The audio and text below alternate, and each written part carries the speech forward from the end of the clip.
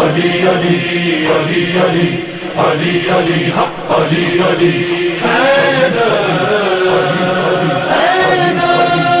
علی شیر خدا حیدر حیدر۔ آئیے اب شروع کرتے ہیں یوسف علیہ السلام کا قصہ۔ قرآن کریم نے اس قصے کو احسن القصص کہا ہے۔ اس کے بارے میں اللہ تعالی نے پوری ایک سورت یعنی سورہ یوسف نازل فرمائی۔ اس قصے میں دو عظیم نبیوں کا تذکرہ ہے، سیدنا یعقوب بن اسحاق علیہ السلام اور یوسف بن یعقوب علیہ السلام کا۔ اپنے بھائیوں کی وجہ سے یوسف علیہ السلام کن حالات کا شکار ہوئے، آپ اس کا تفصیل سے ذکر سنیں گے۔ سورہ یوسف مکی ہے اور یوسف علیہ السلام کا قصہ اگرچہ ابتلاء و آزمائش کی داستان ہے، لیکن اس میں اور بھی بہت سے فوائد ہیں۔ سننے والا اس سے لطف اندوز ہوتا ہے، اپنے اندر رحم اور انس کے جذبات محسوس کرتا ہے۔ اس قصے میں ان حالات کی طرف بھی اشارہ ہے جو انبیاء کے ساتھ پیش آتے ہیں۔ عام انبیاء کے حالات واقعات سے معلوم ہوتا ہے کہ پہلے وہ آسودہ حال تھے، لیکن جب انہوں نے دعوت دی تو ان کی قوم نے انہیں جھٹلایا، پھر آزمائش کا سلسلہ شروع ہوا، پھر ان کی قوموں پر عذاب آیا۔ اس قصے میں معاملہ اس کے بالکل برعکس ہے۔ اس میں شروع میں ابتلاء آزمائش کا دور ہے، پھر آسانی اور فراوانی کی داستان ہے۔ ایسا کیوں ہوا؟ علماء کے اس بارے میں مختلف اقوال ہیں۔ عطا رحمت اللہ علیہ فرماتے ہیں، غمزدہ پریشان حال اگر یوسف علیہ السلام کے قصے کو سنتا ہے تو اس کے دل کو سکون ملتا ہے، وہ مطمئن ہو جاتا ہے، اس لیے کہ اس میں تنگی کے بعد آسانی ہے، مشکلات کے بعد اللہ کی نعمتوں کا نزول اس سے ظاہر ہے۔ سورہ یوسف سورہ ہود کے بعد نازل ہوئی۔ سورہ ہود میں انبیاء کرام کے تذکرے کے بعد قوم ہود اور قوم صالح کی تباہی کا ذکر آتا ہے، پھر ان اقوام کا تذکرہ ہے جو تباہ و برباد ہوئی۔ پھر سورہ یوسف عام الحزن میں نازل ہوئی۔ یہ وہ سال تھا جس میں نبی صلی اللہ علیہ وسلم کے چچا ابو طالب فوت ہوئے۔ ابو طالب ہر طرح آپ کا ساتھ دیتے رہے تھے، یہاں تک کہ رسول اکرم صلی اللہ علیہ وسلم فرماتے ہیں، قریش نے مجھ سے صحیح معنوں میں دشمنی کا آغاز ابو طالب کی وفات کے بعد کیا۔ ایک قول کے مطابق ابو طالب کی وفات کے صرف 3 دن بعد آپ کی پیاری اور محبوب بیوی، جنت کی عورتوں کی سردار، دنیا جہان کی افضل ترین عورتوں میں سے ایک سیدہ خدیجۃ الکبریٰ رضی اللہ عنہا اس دنیا سے رخصت ہو گئیں۔ انا للہ و انا الیہ راجعون۔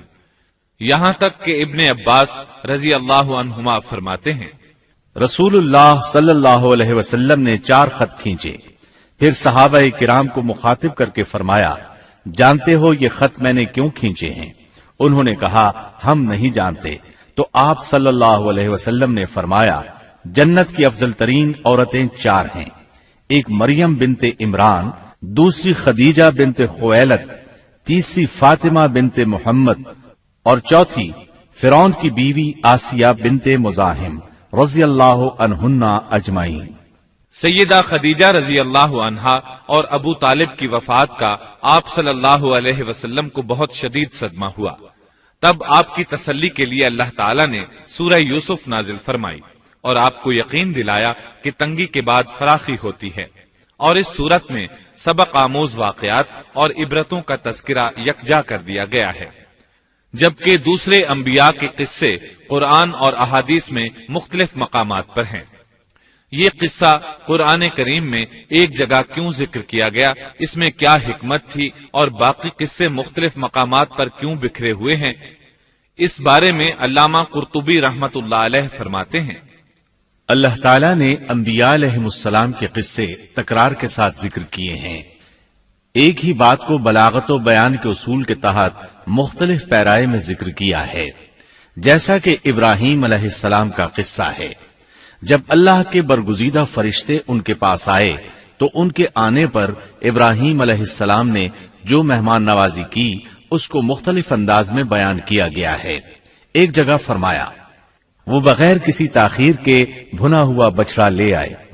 دوسری آیت میں فرمایا، پس ابراہیم فربا بچڑے کا گوشت لے آئے۔ ان دونوں جملوں کو جمع کرنے سے معلوم ہوا بھونا ہوا موٹا تازہ بچڑا پیش کیا گیا۔ مختلف جگہوں پر ان کا تذکرہ اس لیے کیا گیا کہ لوگ اس سے عبرت پکڑیں۔ علامہ قرطبی رحمت اللہ علیہ فرماتے ہیں، یوسف علیہ السلام کے قصے کو ایک جگہ اور باقی انبیاء کے قصوں کو علیحدہ بیان کرنے کی ایک حکمت یہ بھی ہے کہ مخالف پر حجت قائم ہو جائے کہ وہ نہ مکرر کلام لا سکتے ہیں اور نہ ہی قصہ یوسف علیہ السلام کی طرح اکٹھا کلام لا سکتے ہیں۔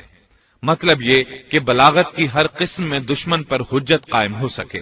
اللہ تعالی کلام کو مکرر اور غیر مکرر لا کر قرآن کا اعجاز بیان کرنا چاہتے ہیں کہ اللہ چاہیں تو ایک قصے کو ایک ہی جگہ بیان کر دیں، چاہیں تو مختلف جگہوں پر بیان کر دیں۔ کوئی یہ نہ کہہ سکے کہ دیکھو قرآن میں یہ قصہ علیحدہ علیحدہ بیان ہوا ہے، میں اس کو ایک جگہ بیان کر سکتا ہوں، یا اس کے برعکس یہ نہ کہہ سکے کہ قرآن میں تو یہ قصہ ایک ہی جگہ بیان ہوا ہے، میں اس کو الگ الگ کر کے بیان کر سکتا ہوں۔ اب ہم اس قصے کا آغاز کرتے ہیں اور اسی طرح کرتے ہیں جس طرح اس کا آغاز اللہ رب العزت نے کیا ہے۔ شروع اللہ کے نام سے جو بڑا مہربان نہایت رحم والا ہے۔ الف لام را، یہ روشن کتاب کی آیتیں ہیں۔ یقیناً ہم نے اس کتاب کو عربی قرآن بنا کر نازل فرمایا ہے تاکہ تم سمجھ سکو۔ ہم آپ کے سامنے بہترین بیان پیش کرتے ہیں اس قرآن سے جو ہم نے آپ کی جانب وحی کے ذریعے نازل کیا ہے، اور یقیناً آپ اس سے پہلے بے خبروں میں سے تھے۔ قصہ در اصل ایک خبر کے بعد دوسری خبر اور اطلاع در اطلاع کو کہتے ہیں، اور قصص کا اصل قصہ ہے یعنی پیچھے چلنا، جیسا کہ اللہ کی کتاب میں ہے۔ موسیٰ کی والدہ نے ان کی بہن سے کہا کہ تو اس کے پیچھے پیچھے جا، اور قصص کی اصل یہی ہے کہ کسی خبر کا پے در پے آنا۔ اس لیے ارشاد باری تعالی ہے، ہم آپ پر بہترین قصے بیان کرتے ہیں، اور یقیناً آپ اس سے پہلے بے خبروں میں سے تھے۔ غفلت سے مراد یہاں اللہ کے ذکر سے غفلت نہیں، بلکہ اس کا مطلب یہ ہے کہ نزول قرآن سے پہلے آپ ان قصص سے واقف نہیں تھے۔ اللہ تعالیٰ سورہ یوسف آیت 4 اور 5 میں فرماتے ہیں، جب یوسف نے اپنے باپ سے ذکر کیا کہ ابا جی، میں نے 11 ستاروں اور سورج چاند کو خواب میں دیکھا ہے کہ وہ سب مجھے سجدہ کر رہے ہیں، یعقوب نے کہا، پیارے بچے، اپنے اس خواب کا ذکر اپنے بھائیوں سے نہ کرنا، ایسا نہ ہو کہ وہ تیرے ساتھ کوئی فریب کاری کرے، شیطان تو انسان کا کھلا دشمن ہے۔ رؤیا سے مراد وہ خواب ہے جس کو انسان نیند کی حالت میں دیکھے، اور رؤیت سے مراد وہ حقیقت ہے جس کو انسان حالت بیداری میں اپنی آنکھوں سے دیکھے۔ تو یوسف علیہ السلام نے خواب میں دیکھا کہ 11 ستارے اور سورج اور چاند انہیں سجدہ کر رہے ہیں۔ یعقوب علیہ السلام خواب کی حقیقت کو جان گئے، اگرچہ آپ خوابوں کی تعبیر نہیں بتاتے تھے، لیکن انہیں علم ہو گیا کہ اس میں یوسف علیہ السلام کی تکریم ہے، اور انہیں یہ بھی علم تھا کہ یوسف علیہ السلام کے بھائی ان سے حسد کرتے ہیں۔ اسی لیے انہوں نے یوسف علیہ السلام سے کہا کہ اپنے بھائیوں کو یہ خواب نہ سنانا۔ یوسف علیہ السلام کے 11 بھائی تھے، بنیامین ان کے سگے بھائی تھے، باقی 6 ایک ماں سے اور 4 2 لونڈیوں سے تھے۔ حقیقی بھائی ان سے حسد نہیں کرتا تھا، وہ عمر میں ان سے چھوٹا تھا، باقی سب ان سے حسد کرتے تھے، اور اس حسد کی وجہ یہ تھی کہ یعقوب علیہ السلام ان سے والہانہ محبت کرتے تھے۔ اسی طرح بنیامین سے بھی انہیں بہت لگاؤ تھا، مطلب یہ کہ ان دونوں سے انہیں زیادہ محبت تھی، اور محبت میں کمی بیشی کوئی بری چیز نہیں، البتہ نبی کریم صلی اللہ علیہ وسلم نے فرمایا، ان میں عدل سے ضرور کام لیں۔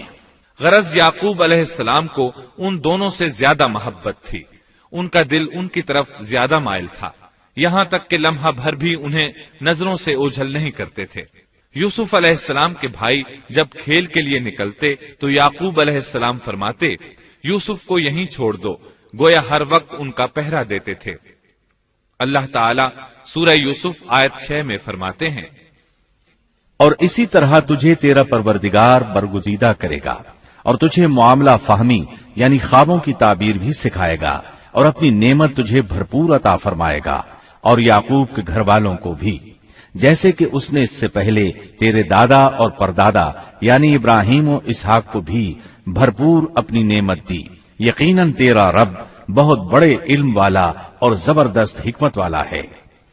یعنی آپ کو منتخب کر لیا اور تمام بھائیوں سے آپ کو چن لیا، اور یعقوب علیہ السلام کے سارے بیٹوں سے آپ کا انتخاب کیا، اور اس دور کے لوگوں میں سے آپ کو نبوت دینے کا ارادہ کیا۔ مزید یہ کہ وہ لوگوں کو خوابوں کی تعبیر بھی بتاتے تھے، اور آیت میں جس نعمت کا ذکر ہے اس سے مراد نبوت کی نعمت ہے، اور یہ قصہ اللہ تعالیٰ نے نصیحت کے لیے ذکر کیا ہے۔ اللہ تعالیٰ سورہ یوسف آیت 7 اور 8 میں فرماتے ہیں، یقیناً یوسف اور اس کے بھائیوں میں دریافت کرنے والوں کے لیے بڑی بڑی نشانیاں ہیں، جبکہ انہوں نے کہا کہ یوسف اور اس کا بھائی بنسبت ہمارے باپ کو بہت زیادہ پیارا ہے، حالانکہ ہم طاقتور جماعت ہیں، کوئی شک نہیں کہ ہمارے ابا سری غلطی میں ہیں۔ کہا جاتا ہے کہ یہودیوں نے نبی کریم صلی اللہ علیہ وسلم سے یوسف علیہ السلام کے قصے کے متعلق سوال کیا تو یہ مکمل صورت انہیں قصہ سنانے کے لیے نازل ہوئی، جبکہ بنی اسرائیل کو یہ مکمل قصہ معلوم نہ تھا، اور جو معلوم تھا وہ بھی تحریف شدہ تھا۔ قرآن ان کی اس تحریف کو واضح کرنے کے لیے بھی نازل ہوا، اور جو بھی بنی اسرائیل کا شخص یا کوئی اور اس کے متعلق پوچھے گا اس کے لیے عبرتیں اور نصیحتیں ہیں۔ یوسف کے بھائیوں نے کہا کہ ہمارا باپ یوسف اور اس کے بھائی سے زیادہ محبت کیوں کرتا ہے، جبکہ ہم ایک جماعت ہیں۔ اپنے باپ کے اس عمل پر اعتراض کیا، اور یقیناً یہ ایک بہت برا گمان تھا۔ ضلال کا معنی گمراہی ہوتا ہے، لیکن کبھی خطا پر بھی بولا جاتا ہے، اور انہوں نے باہمی مشورہ کیا اور سوچ بچار کے بعد یوسف علیہ السلام کے قتل کی تجویز طے ہوئی۔ اللہ تعالیٰ آیت 9 میں فرماتے ہیں، یوسف کو تو مار ہی ڈالو یا اسے کسی نامعلوم جگہ پھینک دو کہ تمہارے والد کا رخ صرف تمہاری طرف ہی ہو جائے، اس کے بعد تم نیک ہو جانا۔ مطلب یہ کہ وہ آپس میں کہنے لگے یوسف کو قتل کر دو۔ اس پر بڑے بھائی یہودا نے مداخلت کی اور کہا قتل بہت سنگین جرم ہے۔ اس پر وہ بولے تب پھر اسے کہیں غائب کر دو تاکہ باپ کی توجہ تمہاری طرف ہو جائے اور یوسف والی رکاوٹ ختم ہو جائے۔ دیکھیے کیسی سوچ ہے، پہلے برائی کریں گے پھر توبہ کریں گے اور نیک بن جائیں گے۔ بھلا کیا ایسا آدمی جو برائی اس نیت سے کرتا ہے بعد میں توبہ کر لے گا، کیا اس کی توبہ قبول ہوگی؟ علماء فرماتے ہیں توبہ کا دروازہ کھلا ہے۔ اللہ تعالیٰ رات کے وقت صدا دیتا ہے کہ دن کو برائی کرنے والے توبہ کر لے، اور دن کو آواز دیتا ہے رات کو برائی کرنے والے توبہ کر لے۔ کوئی توبہ کا دروازہ بند نہیں کر سکتا، یہاں تک کہ انسان جتنی بار بھی گناہ کر کے توبہ کرے اللہ قبول کرتا ہے۔ اس لیے اللہ نے ان کی توبہ قبول کر لی۔ تاہم اس بات سے ڈرنا چاہیے کہ اگر گناہ کرنے کے بعد توبہ کا موقع ہی نہ ملے اور موت آ لے تو کیا ہوگا؟ یہ بات نہایت ہی خوفناک ہے کہ توبہ کا موقع ہی نہ ملے۔ اللہ تعالیٰ آیت نمبر 10 میں فرماتے ہیں، ان میں سے ایک نے کہا یوسف کو قتل تو نہ کرو بلکہ اسے کسی اندھے کنویں کی تہ میں ڈالاؤ کہ اسے کوئی آتا جاتا قافلہ اٹھا لے جائے، اگر تمہیں کرنا ہی ہے تو یوں کرو۔ یہودا نے انہیں قتل سے روکا اور کہا قواسم کے راستے میں اموقی نام کا کنواں ہے، اسے اس میں ڈال دو، کوئی گزرتا ہوا قافلہ اسے اٹھا لے جائے گا، اس سے نجات ہی پانا چاہتے ہو تو یہ کام کرو۔ سب نے اس بات سے اتفاق کیا۔ اب اپنے باپ کے پاس گئے، باپ سے انہوں نے جو کہا آیت 11 اور 12 میں آتا ہے، انہوں نے کہا ابا آخر آپ یوسف کے بارے میں ہم پر اعتبار کیوں نہیں کرتے؟ ہم تو اس کے خیر خواہ ہیں، کل آپ ضرور اسے ہمارے ساتھ بھیج دیجئے کہ خوب کھائے پیے اور کھیلے، اور اس کی حفاظت کے ہم ذمہ دار ہیں۔ یعقوب علیہ السلام نے ان کی بات کے جواب میں جو کچھ کہا آیت نمبر 13 اور 14 میں اس کا ذکر موجود ہے۔ یعقوب نے کہا اسے تمہارا لے جانا مجھے تو سخت صدمہ دے گا، اور مجھے یہ بھی کھٹکا لگا رہے گا کہ تمہاری غفلت میں اسے بھیڑیا کھا جائے۔ انہوں نے جواب دیا کہ ہم جیسی زوراور جماعت کی موجودگی میں بھی اگر اسے بھیڑیا کھا جائے تو ہم بالکل نکمے ہی ہوئے۔ وہاں بھیڑیے کثرت سے تھے، اس لیے یعقوب علیہ السلام ڈرتے تھے۔ بیٹوں کے بار بار اصرار پر یعقوب علیہ السلام یوسف علیہ السلام کو ان کے ساتھ بھیجنے پر رضامند ہو گئے۔ اللہ تعالیٰ آیت 15 میں فرماتے ہیں، پھر جب اسے لے چلے اور سب نے مل کر ٹھان لیا کہ اسے غیر آباد گہرے کنویں کی تہ میں پھینک دیں، ہم نے یوسف کی طرف وحی کی کہ یقیناً وقت آ رہا ہے کہ تو انہیں اس ماجرے کی خبر اس حال میں دے گا کہ وہ جانتے ہی نہ ہوں گے۔ بعض روایات کے مطابق انہوں نے راستے میں یوسف علیہ السلام کو مارا پیٹا، برا بھلا کہا، اور ایسا کرنا ان کے لیے معمولی بات تھی کیونکہ وہ تو قتل کے درپے تھے۔ آخر کار کنویں کے پاس پہنچے اور مشورے کے مطابق انہیں کنویں میں ڈال دیا۔ یوسف علیہ السلام کنویں میں ایک پتھر پر گرے، یعنی پانی میں نہ گرے، آپ اس پتھر پر بیٹھ گئے۔ اللہ تعالیٰ کی طرف سے انہیں تسلی دی گئی کہ آپ پریشان نہ ہوں، بہت جلد آپ کنویں سے نکلیں گے اور انہیں ان کے اس گھناؤنے فعل کے بارے میں بتلائیں گے، اور انہیں اس بات کا گمان بھی نہیں ہوگا کہ ایسا وقت بھی آئے گا۔ یوسف علیہ السلام کو کنویں میں ڈالنے کے بعد انہوں نے گھر جانے کی تیاری کی۔ آیت نمبر 16 میں آتا ہے، اور عشاء کے وقت وہ سب اپنے باپ کے پاس روتے ہوئے پہنچے۔ امام عامش قاضی شرح رحمت اللہ علیہ کی مجلس میں بیٹھے تھے۔ ایک عورت آئی، اس کا ایک آدمی سے جھگڑا تھا، وہ بہت شدت سے رو رہی تھی۔ عامش بولے، آپ دیکھتے نہیں یہ کس بری طرح رو رہی ہے؟ ان کا مطلب یہ تھا کہ یہ سچی ہے۔ قاضی شرح فرمانے لگے، یوسف علیہ السلام کے بھائی رات کو روتے ہوئے اپنے باپ کے پاس آئے تھے، پس فیصلہ رونے پر نہیں انصاف پر ہونا چاہیے۔ اب یوسف علیہ السلام کے بھائیوں نے باپ کو تفصیل سنائی۔ اللہ تعالیٰ اس کا ذکر آیت 17 میں فرماتے ہیں، اور کہنے لگے کہ ابا جی، ہم تو آپس میں دوڑ میں لگ گئے اور یوسف کو ہم نے سامان کے پاس چھوڑا، پس اسے بھیڑیا کھا گیا۔ آپ تو ہماری بات نہیں مانیں گے، گو ہم بالکل سچے ہی ہوں۔ سو انہوں نے یہ بات بتائی، لیکن اس سے جھوٹ صاف ظاہر ہو رہا تھا، جیسا کہ اگلی آیت میں ہے۔ اور یوسف کے کرتے کو جھوٹ موڑ کے خون سے خون آلود بھی کر لائے تھے۔ ابن عباس رضی اللہ عنہما فرماتے ہیں کہ انہوں نے بکری ذبح کی اور یوسف علیہ السلام کی قمیص پر اس کا خون مل لیا، اور خون میں لت پت قمیص یعقوب علیہ السلام کے پاس لے آئے۔ جب یعقوب علیہ السلام نے دیکھا تو فرمانے لگے، یہ بھیڑیا بھی کتنا رحم دل تھا، میرے بیٹے کو تو کھا لیا اور قمیص کو کچھ نہیں کہا، تمہاری عقل کہاں ہے؟ اس بات کا ذکر آیت 18 میں ہے۔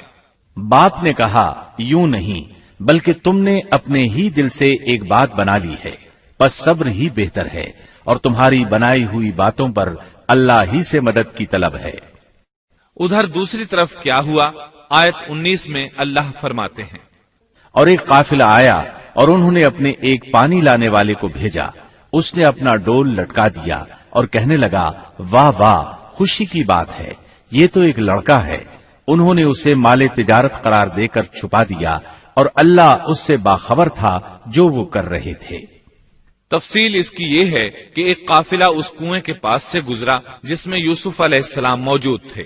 انہوں نے پانی کی تلاش میں ایک خادم کو بھیجا، وہ کنویں تک پہنچا، اس نے کنویں میں ڈول لٹکایا، یوسف علیہ السلام اس ڈول میں بیٹھ گئے۔ خادم نے ڈول نکالا تو اس میں ایک خوبصورت بچے کو دیکھا، مارے خوشی کے وہ پکار اٹھا، یہاں ایک لڑکا ہے۔ اس زمانے میں غلاموں اور لونڈیوں کی تجارت ہوتی تھی، انہیں خوف محسوس ہوا کہ کہیں یہ لڑکا ان سے چھن نہ جائے۔ اس خوف کے پیش نظر انہوں نے یوسف علیہ السلام کو چھپا لیا۔ انہوں نے یہ بھی سوچا کہ شاید یہ بھاگا ہوا غلام ہے، اگر اس کا مالک آ گیا تو وہ اسے لے جائے گا۔ یہ قافلہ مدائن سے مصر جا رہا تھا۔ جب یہ مصر پہنچے تو انہوں نے یوسف علیہ السلام کو معمولی قیمت میں فروخت کر دیا۔ معمولی قیمت میں فروخت کرنے کی جلدی بھی انہوں نے اسی خیال کے تحت کی کہ کہیں اس کا مالک نہ آ جائے۔ ابن عباس رضی اللہ عنہما فرماتے ہیں کہ انہوں نے یوسف علیہ السلام کو صرف 20 درہم میں بیچ دیا، اور یہ نہایت معمولی قیمت تھی۔ آیت نمبر 21 میں ہے، مصر والوں میں سے جس نے اسے خریدا تھا اس نے اپنی بیوی سے کہا کہ اسے بہت عزت و احترام کے ساتھ رکھو، بہت ممکن ہے کہ یہ ہمیں فائدہ پہنچائے یا اسے ہم اپنا بیٹا ہی بنا لیں۔ یہ شخص مصر کا وزیر خزانہ تھا، بے اولاد تھا۔ اس نے سوچا شاید یہ لڑکا بڑا ہو کر اچھا انسان بنے، لہذا کیوں نہ ہم اسے بیٹا بنا لیں۔ اس طرح یوسف علیہ السلام وزیر خزانہ کے گھر پلے بڑھے۔ وزیر خزانہ عزیز مصر کہلاتا تھا۔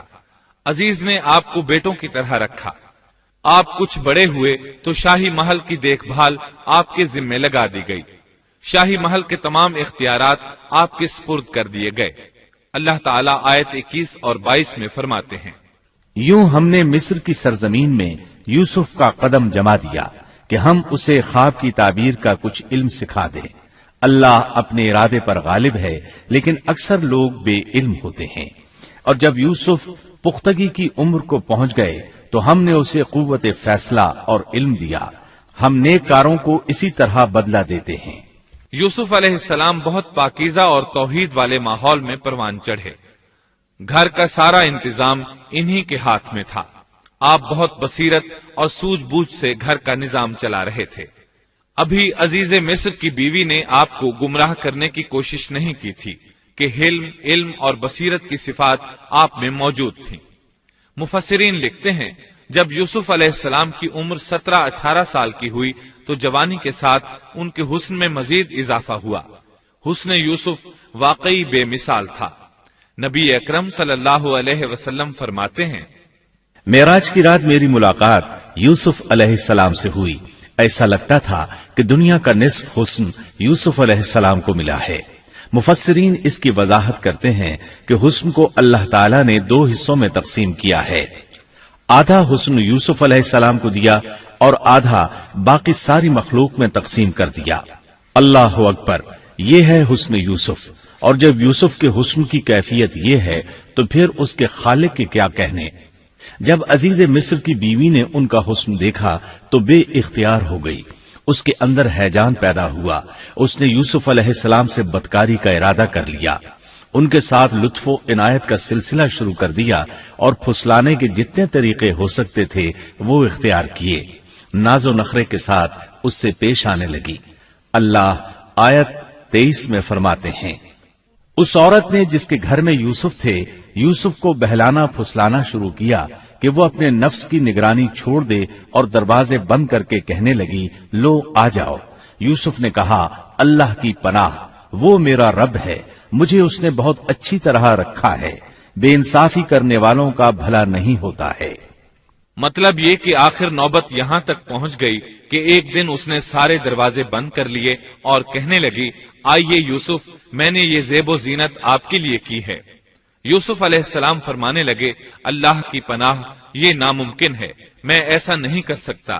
کیا میں اپنے مالک کی گھر والی سے بدکاری کروں جس نے مجھے اپنے بیٹوں کی طرح ناز و نعمت میں رکھا؟ یہ بہت بڑا ظلم ہے اور ظالم لوگ فلاح نہیں پا سکتے۔ آپ نے فوراً انکار کر دیا، اس لیے کہ آپ صاحب علم تھے، صاحب حلم تھے، بادشاہ کے مقام اور مرتبے کو جاننے کے ساتھ برائی کے نقصانات سے بھی باخبر تھے، خود صاحب فضل تھے اور اہل فضل کے مقام و مرتبے سے بھی واقف تھے۔ قرآن کریم کی آیات آپ کی طہارت اور پاکیزگی بیان کر رہی ہیں۔ آیت 24 میں ہے، اس عورت نے یوسف کا قصد کیا اور یوسف اس کا قصد کرتے اگر وہ اپنے پروردگار کی دلیل نہ دیکھتے۔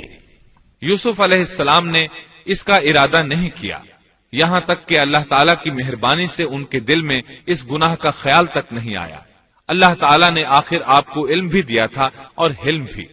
آپ بادشاہ کے مرتبے سے واقف تھے، نیک تھے، جانتے تھے زانی کبھی فلاح نہیں پا سکتا، بلکہ آپ نے تو فوراً کہہ دیا، اللہ کی پناہ، میں ایسا ہرگز نہیں کر سکتا۔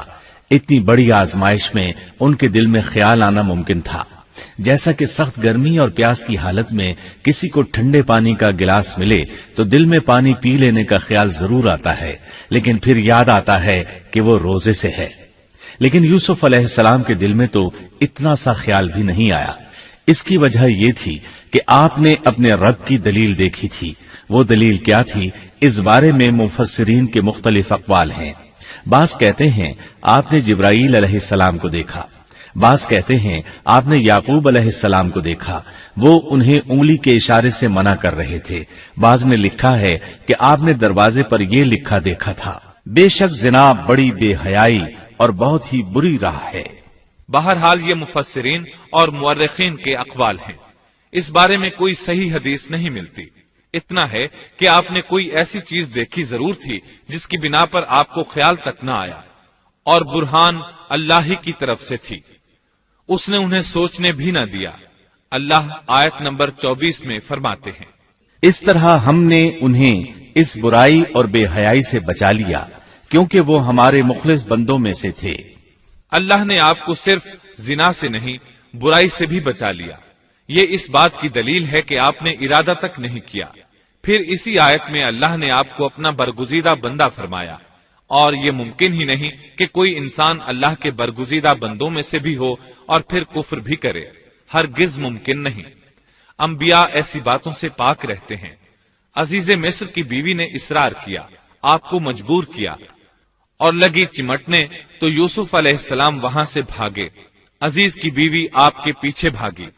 अल्लाह ताला ने आयत 25 में इस वाक़े को यूं बयान फरमाया है, और दोनों दरवाजे की तरफ दौड़े और उस औरत ने यूसुफ का कुर्ता पीछे की तरफ से खींचकर फाड़ डाला, और दरवाजे के पास ही औरत का शौहर दोनों को मिल गया।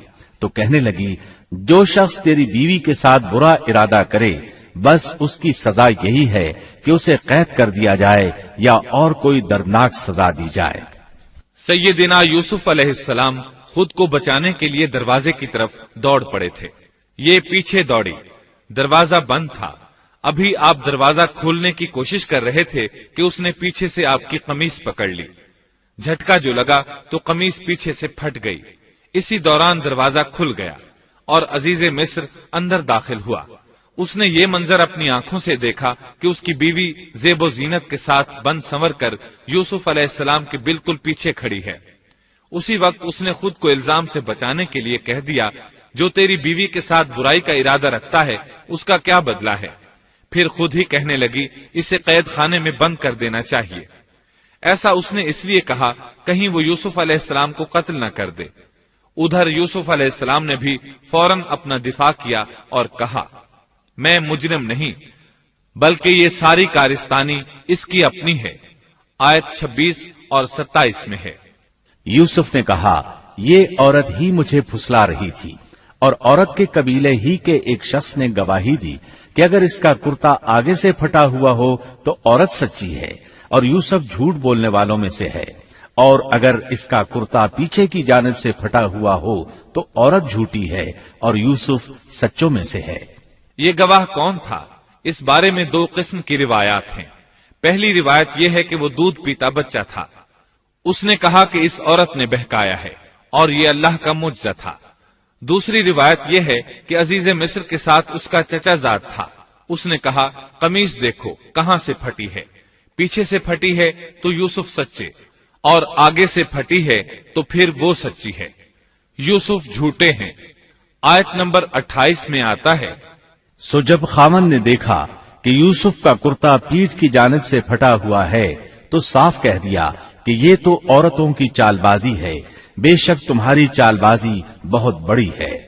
सैयद कुतुब कहते हैं, अजीज मिस्र उन लोगों में से था जिनके नजदीक शरफ की कोई कीमत नहीं थी। अगर उसमें गैरत होती तो उसका खून खौलता, वो औरत पर बरहम होता, लेकिन उसने गुस्से के बगैर कहा। आयत 29 में है, यूसुफ अब इस बात को जाने दो, और ए औरत तू अपने गुनाह से तौबा कर, बेशक तू गुनाहगारों में से है।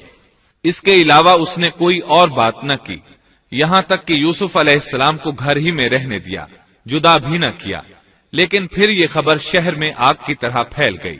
औरतें तरह तरह की बातें करने लगी। लोग अजीज मिस्र की बीवी को ताने देने लगे। आयत 30 में है, और शहर की औरतों में चर्चा होने लगा कि अजीज मिस्र की बीवी अपने जवान गुलाम को अपना मतलब निकालने के लिए बहलाने फुसलाने में लगी रहती है।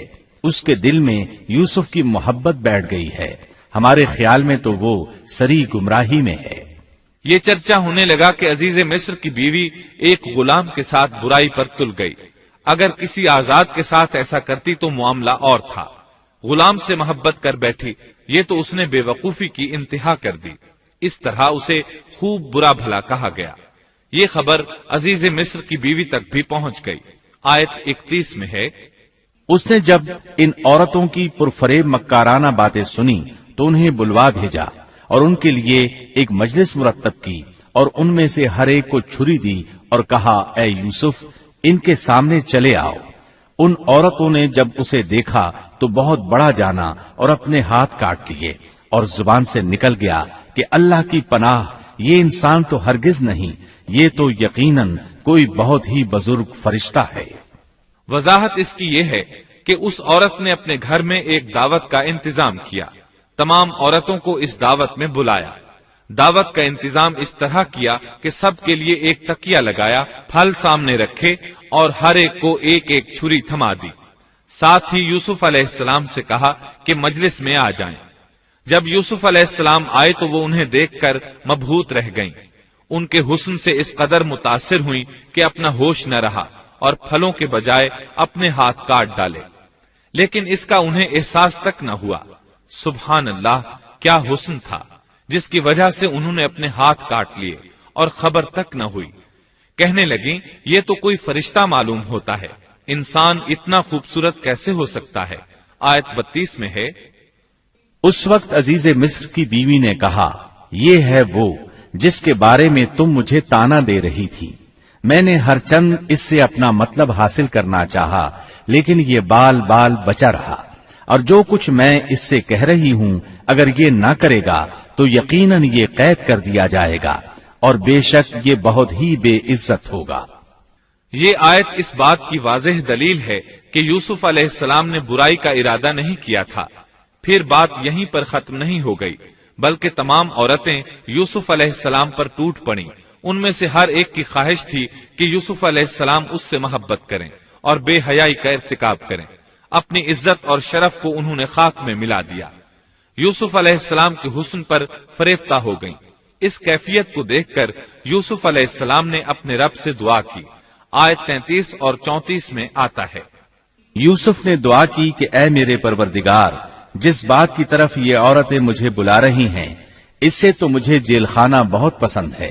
اگر تو نے ان کا مکر و فریب مجھ سے دور نہ کیا تو میں تو ان کی طرف مائل ہو جاؤں گا اور بالکل نادانوں میں جا ملوں گا۔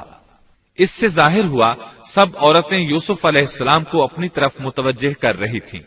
انہوں نے ہر طریقہ اختیار کیا، لیکن یوسف علیہ السلام نے کسی ایک کی طرف توجہ نہ دی۔ اللہ نے انہیں بچا لیا اور عورتوں کی چال کو ناکام بنا دیا۔ اس واقعے کی خبر بھی لوگوں میں پھیل گئی۔ عزیز مصر کی بیوی کو پتا چل گیا کہ یہ خبریں پورے شہر میں پھیل گئی ہیں اور لوگ اسے ہی قصوروار ٹھہرا رہے ہیں۔ تب وہ اپنے خاوند کے پاس گئی، اس سے کہا، اب کیا کیا جائے؟ سب لوگ مجھے ہی الزام دے رہے ہیں، معاملہ بہت پھیل گیا ہے، اس بات کو دبانے کے لیے کچھ کرنا چاہیے۔ عزیز مصر نے کہا، پھر کیا کیا جائے؟ آخر آپس میں مشورہ ہوا، دونوں اس پر متفق ہو گئے۔ ابن عباس رضی اللہ عنہما فرماتے ہیں، انہوں نے یوسف علیہ السلام کو ایک گدھے پر سوار کیا اور ایک ڈھول والا ساتھ کر دیا اور یہ منادی کرائی کہ اس عبرانی غلام نے اپنی مالکہ کے ساتھ برائی کی کوشش کی ہے، لہٰذا اسے اس جرم کی پاداش میں جیل میں ڈالا جاتا ہے۔ گویا انہوں نے اپنے پر سے الزام ختم کرنے کا یہ منصوبہ سوچا۔ اس بارے میں اللہ آیت 35 میں فرماتے ہیں، پھر ان تمام نشانوں کے دیکھ لینے کے بعد بھی انہیں یہی مصلحت معلوم ہوئی کہ یوسف کو کچھ مدت کے لیے قید خانے میں رکھیں۔ انہوں نے یہ اس لیے کہا تاکہ یوسف علیہ السلام پر تہمت لگائی جا سکے۔ اس طرح یوسف علیہ السلام قید خانے میں آ گئے۔ ان کے ساتھ 2 نوجوان اور قید خانے میں بھیجے گئے تھے۔ کچھ دن ساتھ رہنے کے بعد وہ جان گئے کہ یوسف علیہ السلام نیک سیرت انسان ہیں، عبادت گزار نوجوان ہیں۔ ایک رات دونوں نوجوانوں نے خواب دیکھے۔ صبح ہوئی تو دونوں یوسف علیہ السلام کے پاس گئے اور اپنا اپنا خواب سنایا۔ قرآن کریم آیت 36 میں اس کو یوں بیان کرتا ہے، اس کے ساتھ ہی 2 اور جوان بھی جیل خانے میں داخل ہوئے۔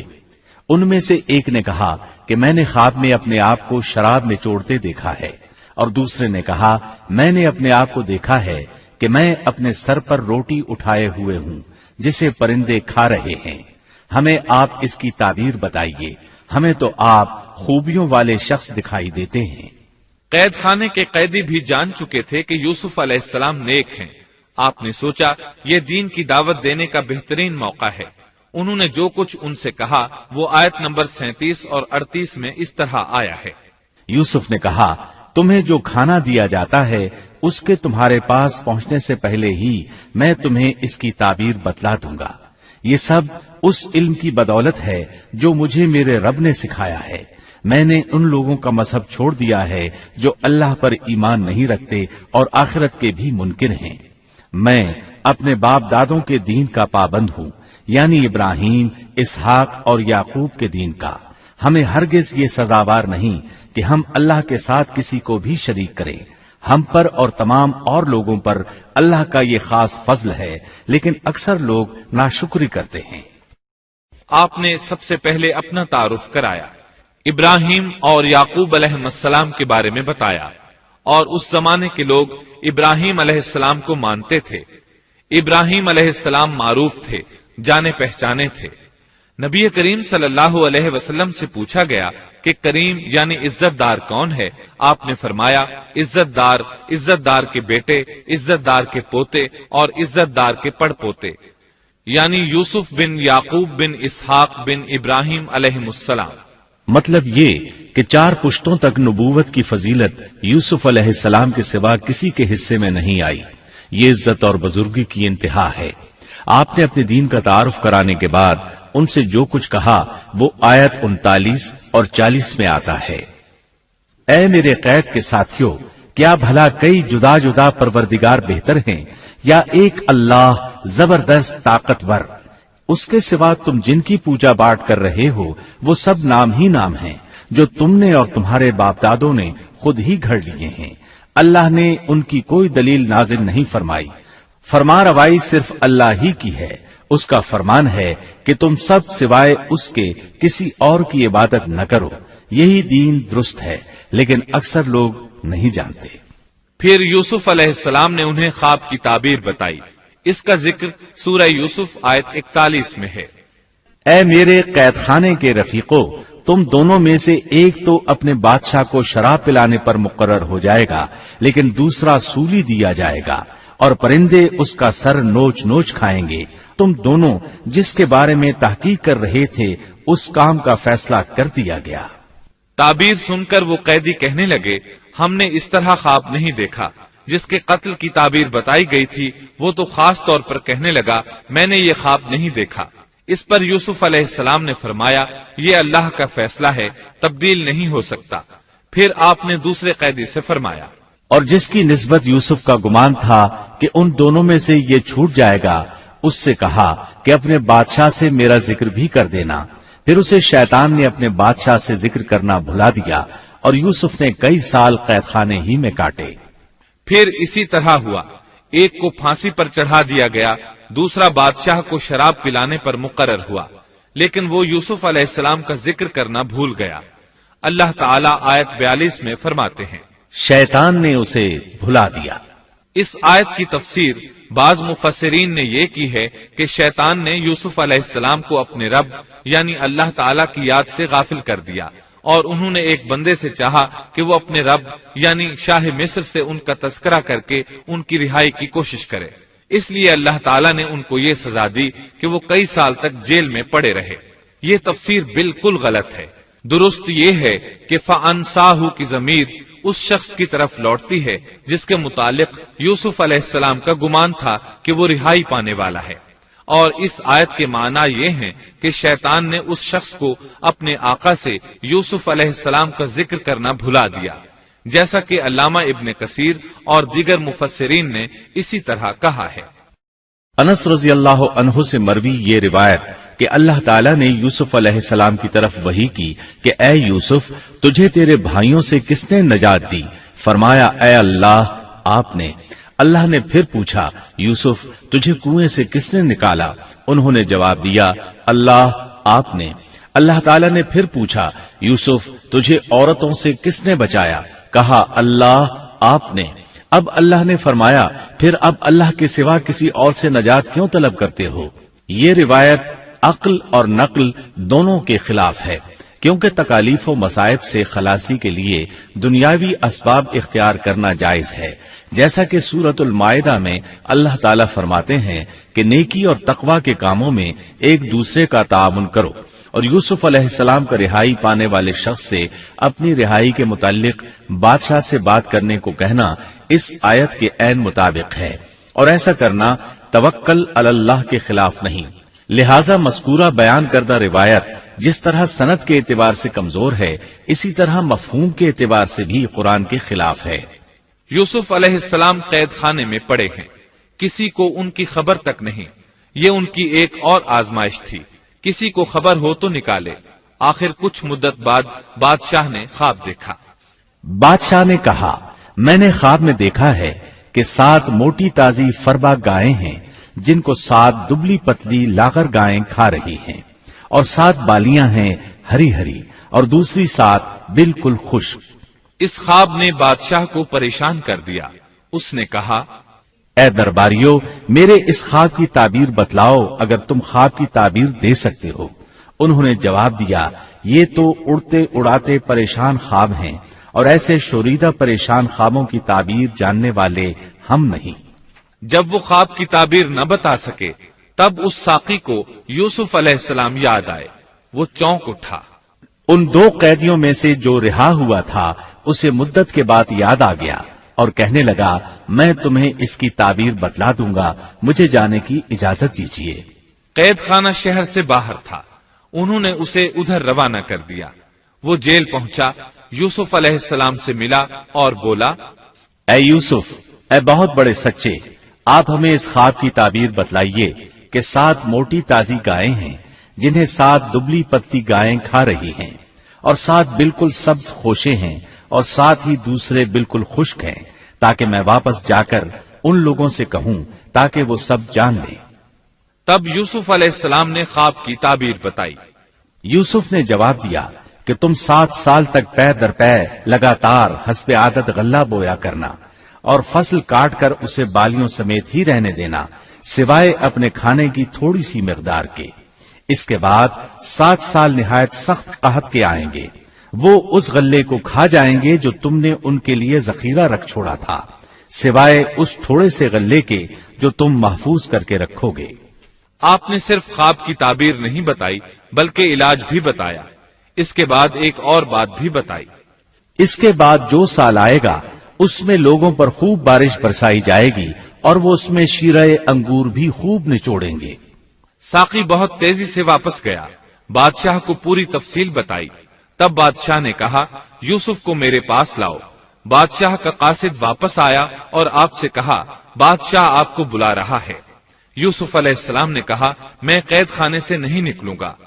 نبی کریم صلی اللہ علیہ وسلم فرماتے ہیں، اللہ یوسف علیہ السلام پر رحم فرمائے، انہوں نے کس حد تک صبر کیا۔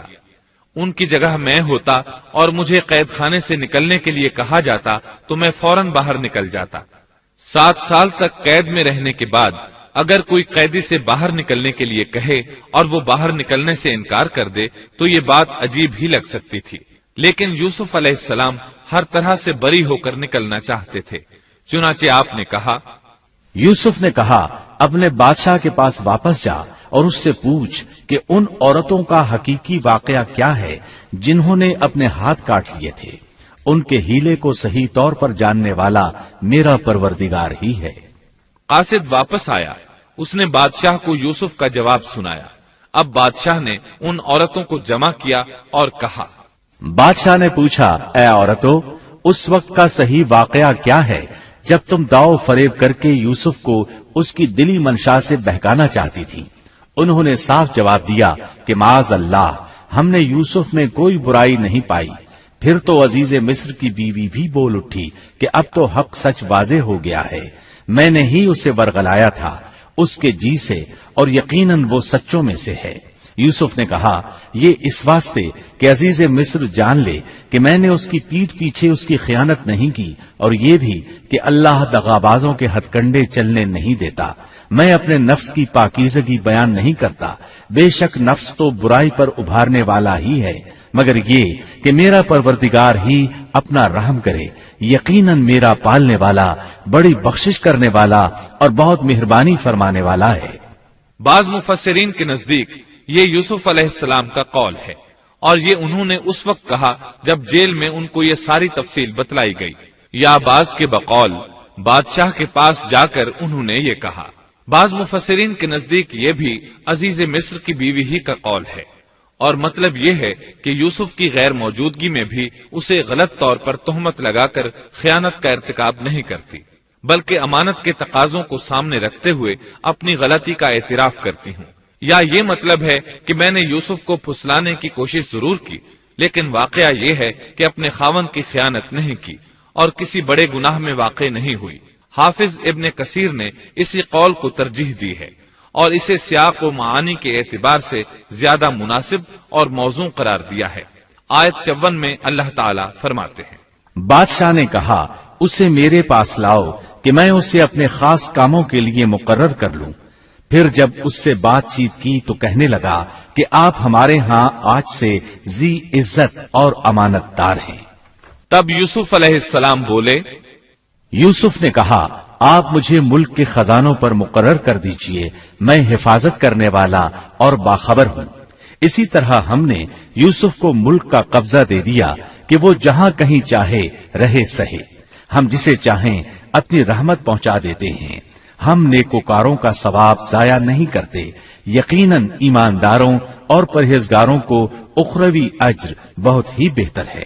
بادشاہ نے یوسف علیہ السلام کو ملک کا مکمل اختیار دے دیا، اور ایک روایت میں ہے اس نے کہا، یوسف میرا اختیار اب صرف کرسی تک محدود ہے۔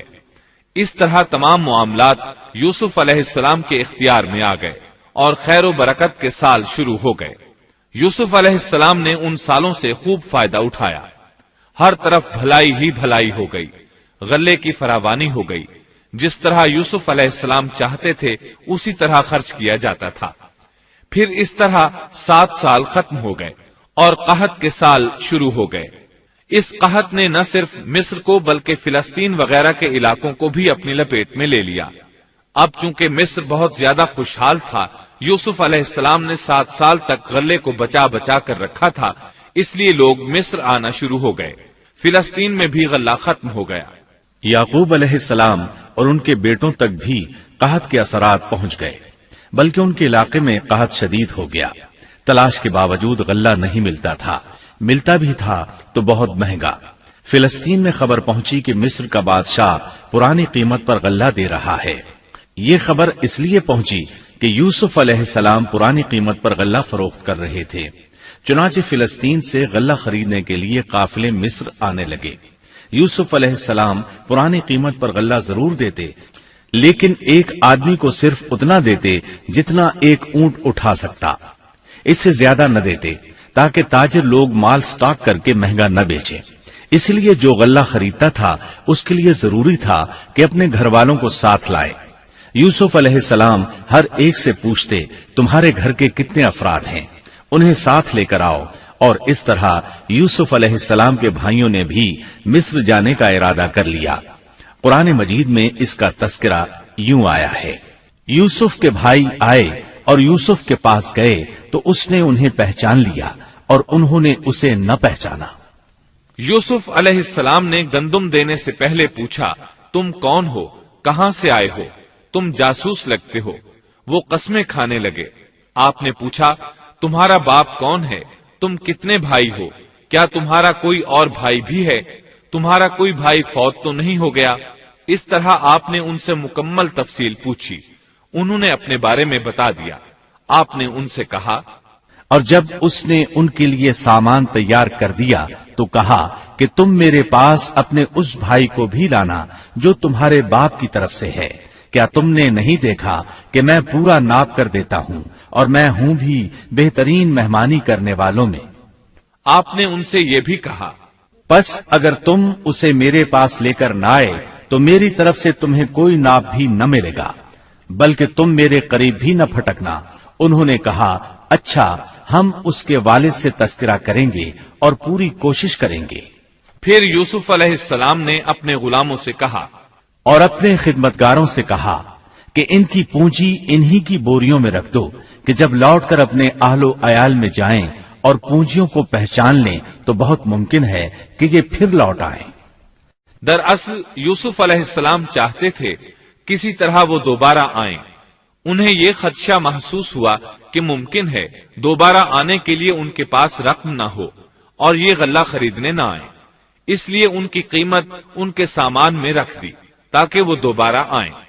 جب یہ گھر پہنچے تو سامان کھولنے سے پہلے باپ سے کہا، جب یہ لوگ لوٹ کر اپنے والد کے پاس گئے تو کہنے لگے، ہم سے تو غلے کا پیمانہ روک لیا گیا، اب آپ ہمارے ساتھ ہمارے بھائی کو بھیجیے کہ ہم پیمانہ بھر کر لائیں हम इसकी निगहबानी के जिम्मेदार हैं। यानी उन्होंने ने कहा कि आइंदा हमें गल्ला इसी सूरत में मिलेगा जब हम अपने छोटे भाई बिन्यामीन को साथ ले जाएंगे। इस पर याकूब अलैहिस्सलाम ने फरमाया, याकूब ने कहा कि मुझे तो इसकी बाबत तुम्हारा बस वैसा ही एतबार है जैसा इससे पहले इसके भाई के बारे में था। बस अल्लाह ही बेहतरीन हाफिज है और वो सब मेहरबानों से बड़ा मेहरबान है। मतलब ये कि याकूब अलैहिस्सलाम ने उनकी बात मानने से इनकार कर दिया। इसके बाद जब उन्होंने अपना सामान खोला तो क्या देखा? जब उन्होंने अपना सामान खोला तो उन्होंने अपना सरमाया मौजूद पाया जो उनकी जानिब लौटा दिया गया था। कहने लगे, ऐ हमारे बाप, हमें और क्या चाहिए? देखिए तो ये हमारा सरमाया भी हमें वापस लौटा दिया गया है। हम अपने खानदान को गल्ला ला देंगे और अपने भाई की निगरानी रखेंगे और एक ऊंट का पैमाना ज्यादा लाएंगे। ये नाप तो बहुत आसान है। जब याकूब अलैहिस्सलाम ने ये मामला देखा और उनका इसरार बढ़ा तो सोच में पड़ गए कि मामला कुछ और मालूम होता है। बस उन्हें अल्लाह ताला की तरफ से इल्हाम हुआ कि साथ भेज दीजिए। याकूब ने कहा, मैं तो इसे हरगिज हरगिज तुम्हारे साथ न भेजूंगा जब तक कि तुम अल्लाह को बीच में रखकर मुझे कौलो करार न दो कि तुम इसे मेरे पास पहुंचाओगे, सिवाय इस एक सूरत के कि तुम सब गिरफ्तार कर लिए जाओ। जब उन्होंने पक्का कौलो करार दिया तो उन्होंने कहा, हम जो कुछ कहते हैं अल्लाह उस पर निगहबान है। उन्होंने मजीद नसीहत की और याकूब ने कहा, ऐ मेरे बच्चों, तुम सब एक दरवाजे से न जाना बल्कि कई जुदा जुदा दरवाजों में से दाखिल होना। मैं अल्लाह की तरफ से आने वाली किसी चीज को तुमसे टाल नहीं सकता। हुक्म सिर्फ अल्लाह ही का चलता है। मेरा कामिल भरोसा उसी पर है और हर एक भरोसा करने वाले को उसी पर भरोसा करना चाहिए। मतलब ये था कि तुम 11 नौजवान हो, तुम्हें देखकर कोई हसद न कर बैठे, तुम्हें नजर न लग जाए, और नजर का लग जाना बरहक है, और ये बसा औकात इंसान को कब्र में पहुंचा देती है।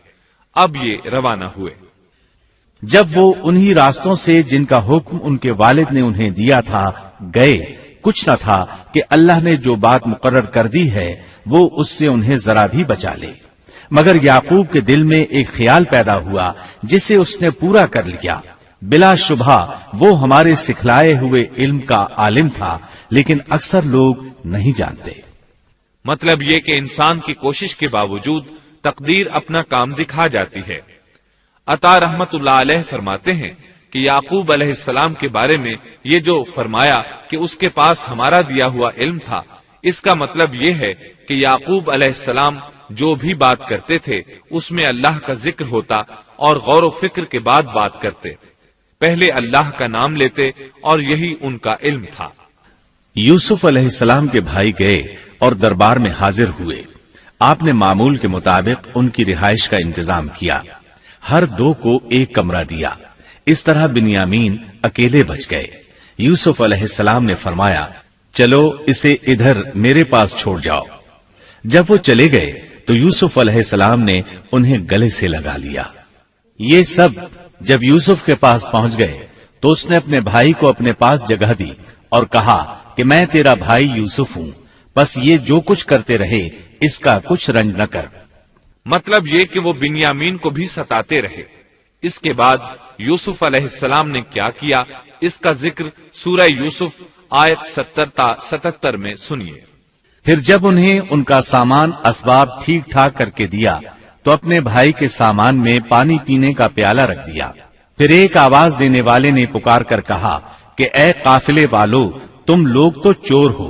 उन्होंने उनकी तरफ मुंह फेर कर कहा कि तुम्हारी क्या चीज खोई गई है। जवाब दिया कि शाही प्याला गुम है, जो उसे ले आए उसे एक ऊंट के बोझ का गल्ला मिलेगा। इस वादे का मैं जामिन हूं। उन्होंने कहा, अल्लाह की कसम, तुमको खूब इल्म है कि हम मुल्क में फसाद फैलाने के लिए नहीं आए और न हम चोर हैं। उन्होंने कहा, अच्छा चोर की क्या सजा है अगर तुम झूठे हो? जवाब दिया कि उसकी सजा यही है कि जिसके असबाब में से पाया जाए वही उसका बदला है। हम तो ऐसे जालिमों को यही सजा दिया करते हैं। बस यूसुफ ने उनके सामान की तलाशी शुरू की। अपने भाई के सामान की तलाशी से पहले, फिर उस पैमाने को अपने भाई के सामान से निकाला। हमने यूसुफ के लिए इसी तरह ये तदबीर की। उस बादशाह के कानून की रूह से ये अपने भाई को नहीं रोक सकता था, मगर ये कि अल्लाह को मंजूर हो। हम जिसके चाहें दरजे बुलंद कर दें। हर जी इल्म पर फौकियत रखने वाला दूसरा जी इल्म मौजूद है। उन्होंने कहा कि अगर इसने चोरी की तो कोई ताज्जुब की बात नहीं, इसका भाई भी पहले चोरी कर चुका है। यूसुफ ने इस बात को अपने दिल में रख लिया और उनके सामने बिल्कुल जाहिर न किया। कहा कि तुम बड़े बदकुमाश हो और जो तुम बयान करते हो उसे अल्लाह ही खूब जानता है। अब वो बादशाह यानी यूसुफ अलैहिस्सलाम की मिन्नत समाजत करने लगे। उन्होंने कहा कि ए अजीज मिस्र, इसके वालिद बड़ी उम्र के बिल्कुल बूढ़े शख्स हैं। आप इसके बदले हम में से किसी को ले लीजिए। हम देखते हैं कि आप बड़े नेक नफ्स हैं। यूसुफ ने कहा कि हमने जिसके पास अपनी चीज पाई है उसके सिवा दूसरे की गिरफ्तारी करने से अल्लाह की पनाह चाहते हैं। ऐसा करने से तो हम यकीनन नाइंसाफी करने वाले हो जाएंगे। जब वो उससे मायूस हो गए तो तन्हाई में बैठकर मशवरा करने लगे। उनमें जो सबसे बड़ा था उसने कहा, तुम्हें मालूम नहीं कि तुम्हारे वालिद ने तुमसे अल्लाह की कसम लेकर पुख्ता कौल करार लिया है और इससे पहले यूसुफ के बारे में तुम कोताही कर चुके हो। बस मैं तो इस सरजमीन से न टलूंगा जब तक कि वालिद साहिब खुद मुझे इजाजत न दें या अल्लाह मेरे इस मामले का फैसला कर दे। वही बेहतरीन फैसला करने वाला है। तुम सब वालिद साहिब की खिदमत में वापस जाओ और कहो कि अब्बा जी, आपके साहिबजादे ने चोरी की और हमने वही गवाही दी थी जो हम जानते थे। हम कुछ गैब की हिफाजत करने वाले न थे। आप उस शहर के लोगों से दरियाफ्त फरमा लें जहां हम थे और उस काफिले से भी पूछ लें जिसके साथ हम आए हैं, और यकीनन हम बिल्कुल सच्चे हैं। याकूब ने कहा, ये तो नहीं बल्कि तुमने अपनी तरफ से बात बना ली। बस अब सब्र ही बेहतर है। करीब है कि अल्लाह उन सबको मेरे पास ही पहुंचा दे। वो ही इल्म हिकमत वाला है। फिर याकूब अलैहिस्सलाम रोने लगे और कहने लगे। फिर उनसे मुंह फेर लिया और कहा, हाय यूसुफ। उनकी आंखें बवजह रंजो गम के सफेद हो चुकी थीं और वो गम को दबाए हुए थे। बेटों ने कहा, वल्लाह, आप हमेशा यूसुफ की याद ही में लगे रहेंगे, यहां तक कि घुल जाएं या खत्म ही हो जाए। इस पर याकूब अलैहिस्सलाम ने कहा, उन्होंने कहा कि मैं तो अपनी परेशानियों और रंज की फरियाद अल्लाह ही से कर रहा हूं। मुझे अल्लाह की तरफ से वो बातें मालूम हैं जो तुम नहीं जानते। मेरे प्यारे बच्चों, तुम जाओ और यूसुफ की और उसके भाई की पूरी तरह तलाश करो और अल्लाह की रहमत से नाउम्मीद न हो। यकीनन रब की रहमत से नाउम्मीद वही होते हैं जो काफिर होते हैं। अब उनके पास गल्ला खरीदने के लिए सामान तिजारत बहुत कम था। वो थोड़ा सा सामान लेकर फिर यूसुफ अलैहिस्सलाम के पास गए। फिर जब ये लोग यूसुफ के पास पहुंचे तो कहने लगे कि ए अजीज, हमको और हमारे खानदान को दुख पहुंचा है। हम हकीर पूंजी लाए हैं, बस आप हमें पूरे गल्ले का नाप दीजिए और हम पर खैरात कीजिए। अल्लाह खैरात करने वालों को बदला देता है। अब बिरादरान यूसुफ उनके सामने रुसवाई के दर्जे तक पहुंच गए। चुनाचे यूसुफ अलैहिस्सलाम ने उन्हें ज्यादा परेशान करना मुनासिब न समझा और अपना मुकम्मल तारुफ करवा दिया। यूसुफ ने कहा, जानते भी हो कि तुमने यूसुफ और उसके भाई के साथ अपनी नादानी की हालत में क्या किया। उन्होंने कहा, वाकई तू ही यूसुफ है। जवाब दिया कि हाँ, मैं यूसुफ हूँ और ये मेरा भाई है। अल्लाह ने हम पर फजलो करम किया। बात यह है कि जो भी परहेजगारी और सब्र करे तो अल्लाह किसी नेकोकार का अज्र जाया नहीं करता। उन्होंने कहा, अल्लाह की कसम, अल्लाह ने तुझे हम पर बरतरी दी है और ये भी बिल्कुल सच है कि हम खताकार थे। जवाब दिया, आज तुम पर कोई मलामत नहीं है। अल्लाह तुम्हें बख्शे, वो सब मेहरबानों से बड़ा मेहरबान है। मेरा ये कुर्ता तुम ले जाओ और इसे मेरे वालिद के मुंह पर डाल दो कि वो देखने लगे और अपने खानदान को मेरे पास ले आओ। वो कमीज लेकर याकूब अलैहिस्सलाम की तरफ चल दिए। जो ही मिस्र से चले, याकूब अलैहिस्सलाम ने खुशबू महसूस कर ली। जब ये काफिला जुदा हुआ تو ان کے والد نے کہا کہ مجھے تو یوسف کی خوشبو آ رہی ہے، اگر تم مجھے بے وقوف نہ کہو۔ وہ کہنے لگے کہ واللہ آپ اپنے اسی پرانے خط میں مبتلا ہیں۔ جب خوشخبری دینے والے نے پہنچ کر ان کے منہ پر وہ کرتا ڈالا، اسی وقت وہ پھر سے بینا ہو گئے۔ کہا کیا میں تم سے نہ کہا کرتا تھا کہ میں اللہ کی طرف سے وہ باتیں جانتا ہوں جو تم نہیں جانتے؟ انہوں نے کہا ابا جی آپ ہمارے لیے گناہوں کی بخشش طلب کیجئے، بے شک ہم قصوروار ہیں۔ کہا اچھا میں جلد ہی تمہارے لیے اپنے پروردگار سے بخشش مانگوں گا، وہ بہت بڑا بخشنے والا اور نہایت مہربانی کرنے والا ہے۔ پھر سارا خاندان یوسف علیہ السلام کے پاس آیا۔ جب یہ سارا گھرانہ یوسف کے پاس پہنچ گیا تو یوسف نے اپنے ماں باپ کو اپنے پاس جگہ دی اور کہا اللہ کو منظور ہے تو آپ سب امن و امان کے ساتھ مصر میں آؤ، اور اپنے تخت پر اپنے ماں باپ کو اونچا بٹھایا اور سب اس کے سامنے سجدے میں گر گئے۔ تب کہا کہ ابا جی یہ میرے پہلے کے خواب کی تعبیر ہے، میرے رب نے اسے سچا کر دکھایا، اس نے میرے ساتھ بڑا احسان کیا جبکہ مجھے جیل خانے سے نکالا اور آپ لوگوں کو صحرا سے لے آیا۔ اس اختلاف کے بعد جو شیطان نے مجھ میں اور میرے بھائیوں میں ڈال دیا تھا، میرا رب جو چاہے اس کے لیے بہترین تدبیر کرنے والا ہے اور وہ بہت علم و حکمت والا ہے۔ اے میرے پروردگار تو نے مجھے کچھ حکومت عطا فرمائی اور مجھے خواب کی تعبیر سکھلائی۔ اے آسمانوں اور زمین کے پیدا کرنے والے تو ہی دنیا و آخرت میں میرا ولی اور کارساز ہے۔ تو مجھے اسلام کی حالت میں فوت کر اور نیکوں میں ملا دے۔